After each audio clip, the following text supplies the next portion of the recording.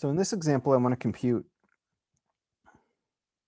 the integral of e to the z minus 1 over sine of z. And what we're going to do is we're going to integrate over the circle centered at 0 of radius 4, positively oriented. This is a closed, it's smooth, positively oriented, simple curve. The zeros of our denominator that are inside this circle. So notice that sine of z is equal to 0 when z is equal to 0 plus or minus pi plus or minus 2 pi and so on. So it's only going to be 0 at real values. And the only values then that we need to worry about are 0 and plus or minus pi. So this is going to be equal to 2 pi I times the residue of the function at negative pi plus the residue of the function at 0 plus the residue of the function at pi. And so now our job in computing this integral is to think about what are these residues going to be.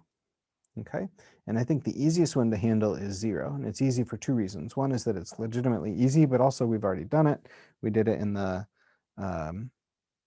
previous video when we did these examples, and it turns out that this is going to be a removable discontinuity, and therefore the residue is 0.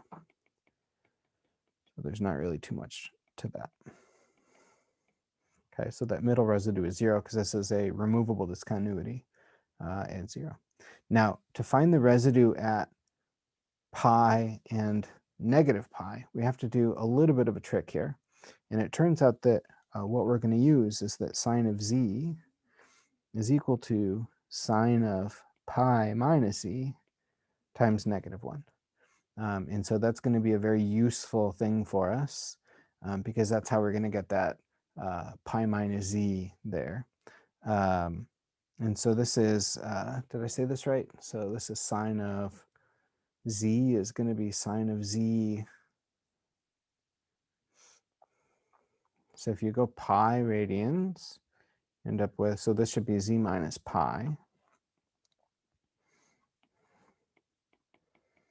So z minus pi. And so what we're going to do is we want to calculate the residue of this function at this value.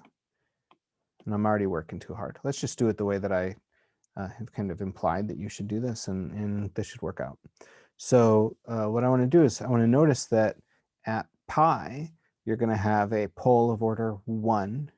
And therefore, what we're going to do is we're going to look at the limit as z approaches pi of z minus pi times e to the z minus 1 over sine of z. Okay, and so let's think about what's going to happen here. So this is going to be 0 over 0. When we do this limit, we're going to have to do L'Hopital's rule. So we're going to have to get, let's see, the derivative of the top will be the derivative of the first times the second.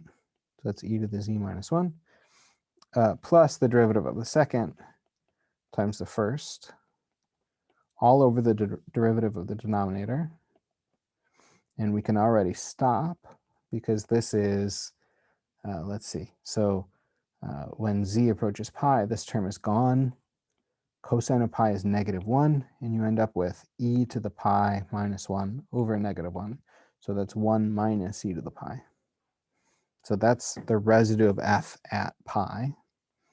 So this is 1 minus e to the pi.